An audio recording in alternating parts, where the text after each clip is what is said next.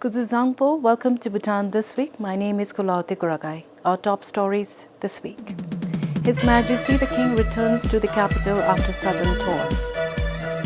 Government to allow breastfeeding mothers to work from home. Maternity allowance expected from July. Young pensioners leave NPPF scheme in droves. His Majesty the King arrived in Thimphu on Tuesday, having concluded a tour of the south. His Majesty travelled to Gyelephu and Samrup Chongkar during the royal tour and visited Gyaltsung Academy sites. His Majesty also visited various ongoing Dösung water projects and Dösung skilling program centers and the Jigme Namgyal Engineering College in Deotang. His Majesty also met with district and regional sector heads and private sector representatives. On Monday, His Majesty the King visited the Pipsu Wildlife Sanctuary. The poll day for the National Council elections is on the 20th of next month. And if you are not a civil servant, a student, and an armed forced personnel or someone working abroad on government duty, then you will need to visit a polling station to vote. Unlike the past elections, the Election Commission will provide postal ballots to those only in the above-mentioned working categories, and they are also doing away with the facilitation booths. All this is being done to cut down expenses.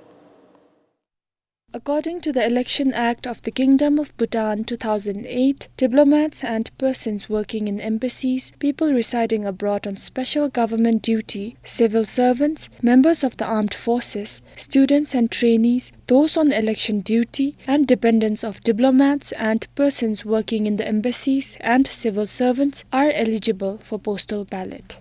ECB's Director of Secretariat, Phup Doji, said those who are not included in these categories will not be eligible for postal ballots.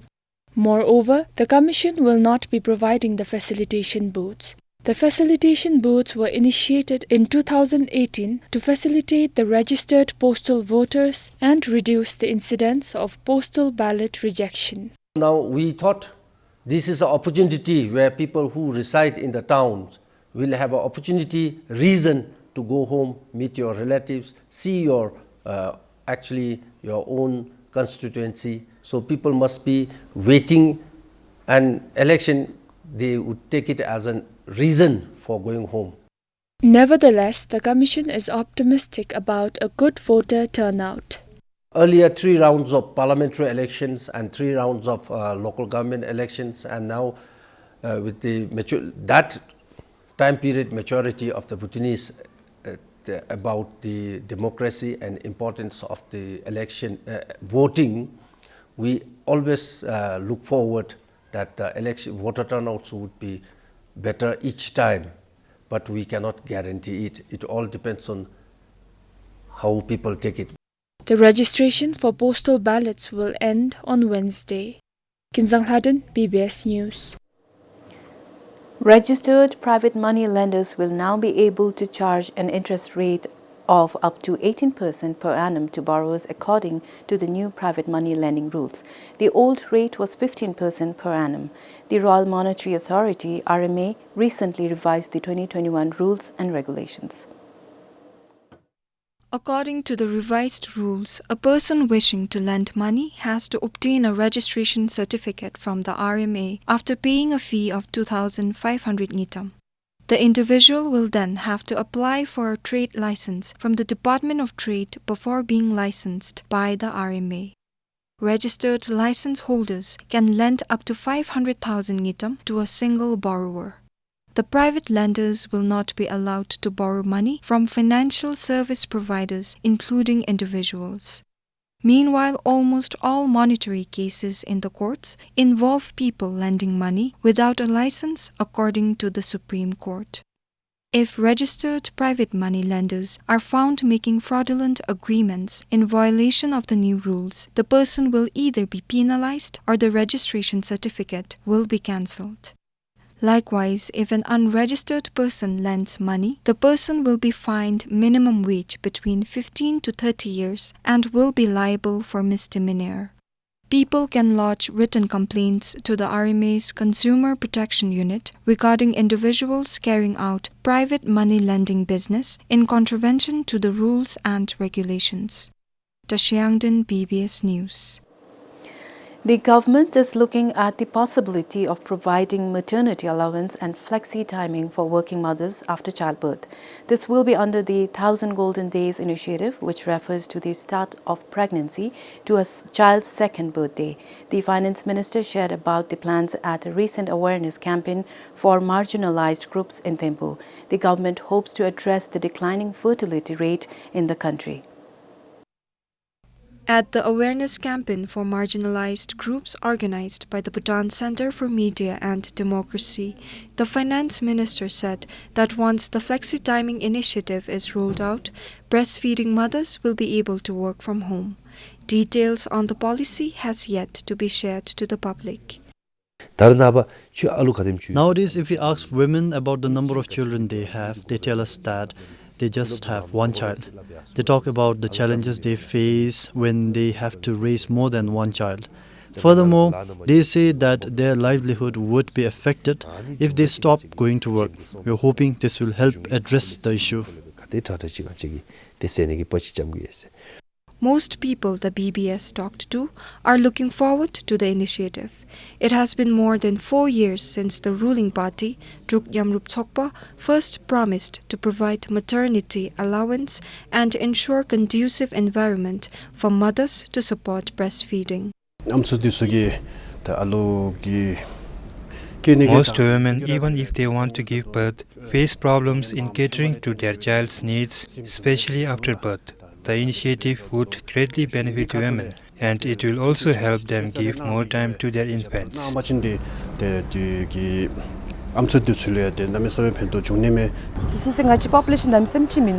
If working mothers are given a chance to work online, they can do their office work virtually, breastfeed on time and care for their children. With such an arrangement, our lives would become more comfortable and we can look after our children better. Another resident said that this initiative would help curb the issue of low fertility rate in Bhutan.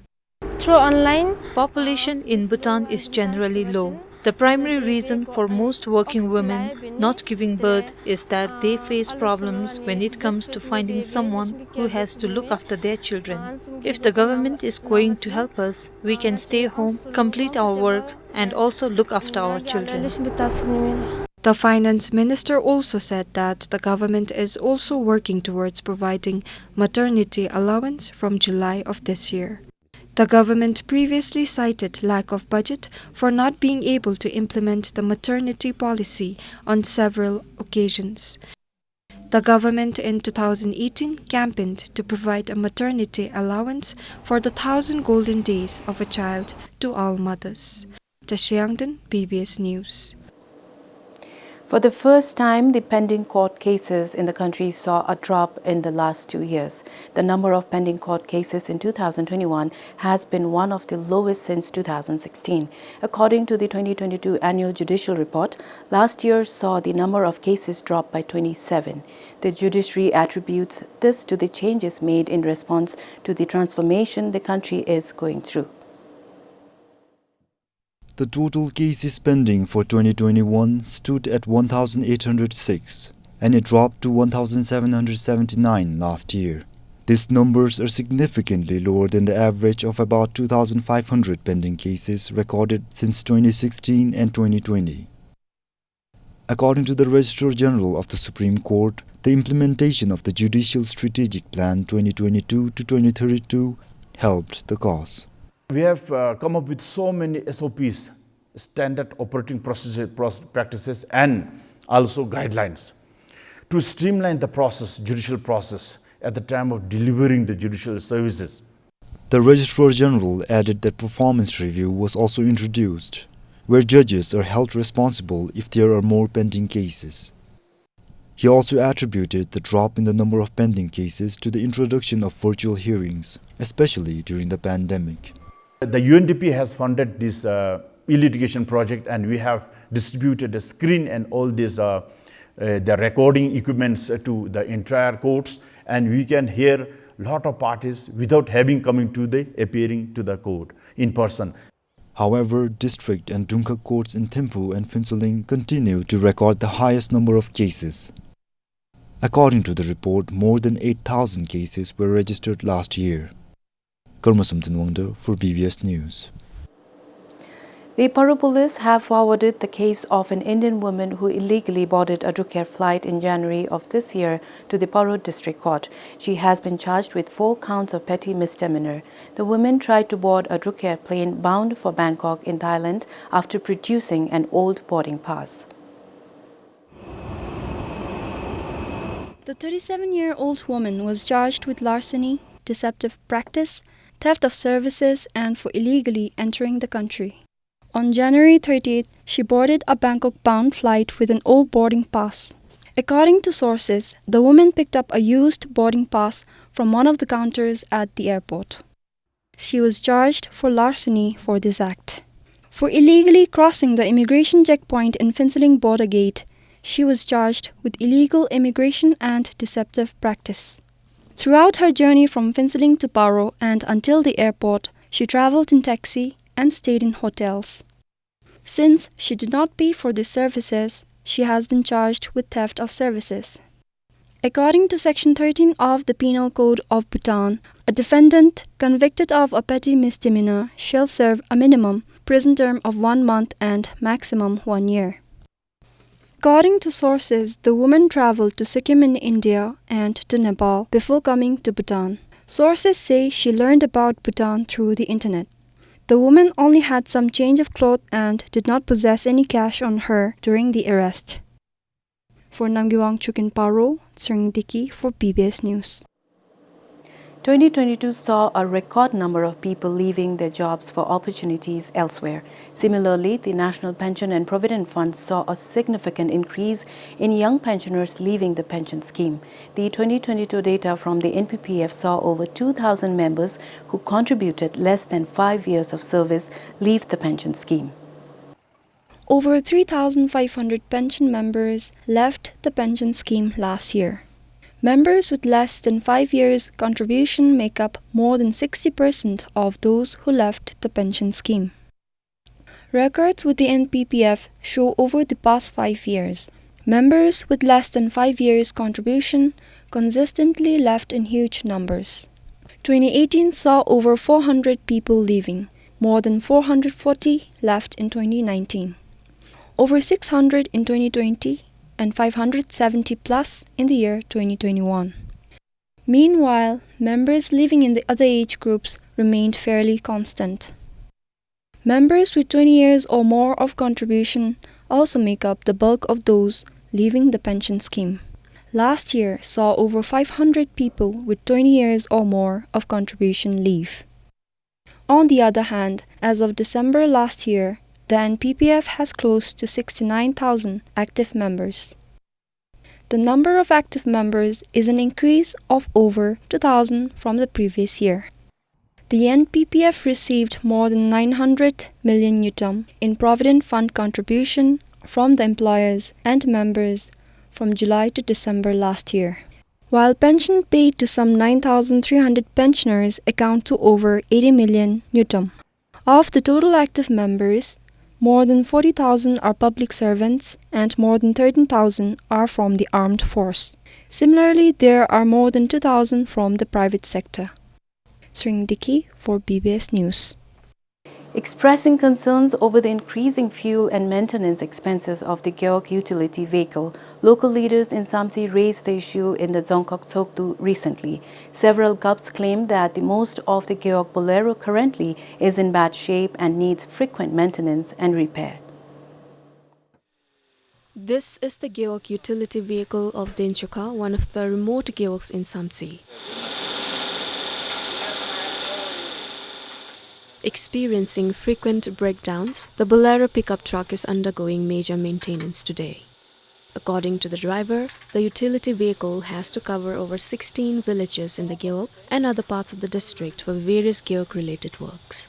Most of them have very poor farm roads. This, he said, has damaged the Geok vehicle severely.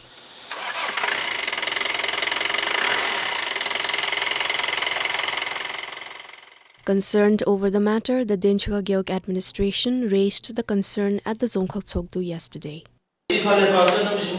Since most of the roads in the Gyeok are in poor condition, we have to use the Gyeok Bolero for various purposes. We also use the vehicle when government officials come for an important visit. But with the worsening condition of the vehicle, traveling in it is quite risky. We are worried. The Gyeoks also shared similar concerns. Whenever there's a new project in the Gyeok, everyone asks for the Gyeok Bolero for transportation. Likewise, since we are located in a remote area, we have to use the vehicle for various reasons. The Bolero has started giving a lot of problems lately. Lately, we had to keep our Gyeok vehicle idle and could not use it as we did not have enough money to refuel the car. We tried to refuel by using some money from the current budget, but it is not enough. The Dzongkhag Sogdu decided to write to the Department of Local Governance and Disaster Management, the Finance Ministry and the Prime Minister's Office about the possibility of getting a new utility vehicle and revisiting the vehicle's fuel and maintenance allowance. The annual budget to meet the Gyeok utility vehicle's fuel and maintenance expenses was revised to more than 100,000 yutam from 60,000 yutam in 2017. Since then, the allowances have increased by 107 yutam every year. Today, Gyeoks in Samsi get about 140,000 yutam on average. For Pasang Doji in Samsi, Sunampem for BBS News. Serbang will have a proper dzong by next year. The construction of the new dzong is progressing well after the COVID-19 pandemic. As of now, close to 70% of the works have been completed. The construction work started in 2017 and was scheduled to complete by the end of this year, but it got postponed till the end of next year due to delay caused by the pandemic. Construction of the exterior structures of the district administration block has been completed. Painting works are underway currently. Works are ongoing to construct the Rabde building, which can accommodate 150 heads. It is expected to be complete by the end of June this year. The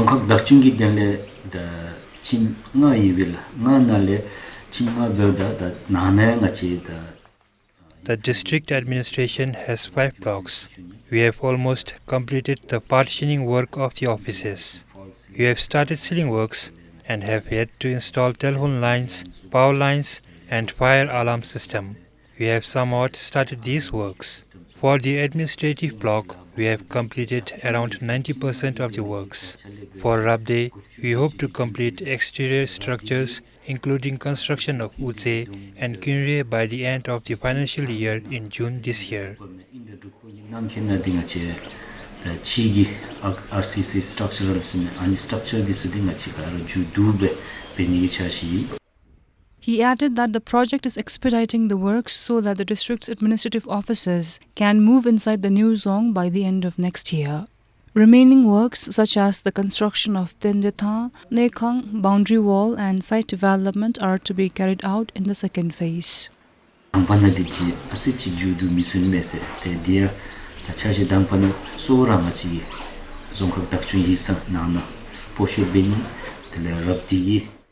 In first phase, we plan to move the district administration office and the Rabde inside the zone. In the second phase, we will be working on developing Tendetha, Nekha, boundary wall and parking. It is not like we have completely taken out these works from our master plan. It is being deferred due to budget and time constraints.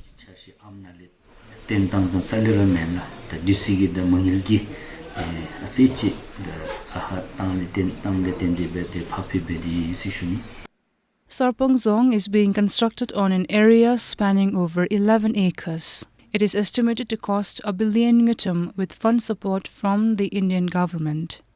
220 people, including Bhutanese and foreign laborers, are working at the construction site. For Karmongdi in Sarpong, Pupki, BBS News. After more than 15 years, landowners of Damputan's second local area plan in Serang are finally starting to construct buildings on their plots.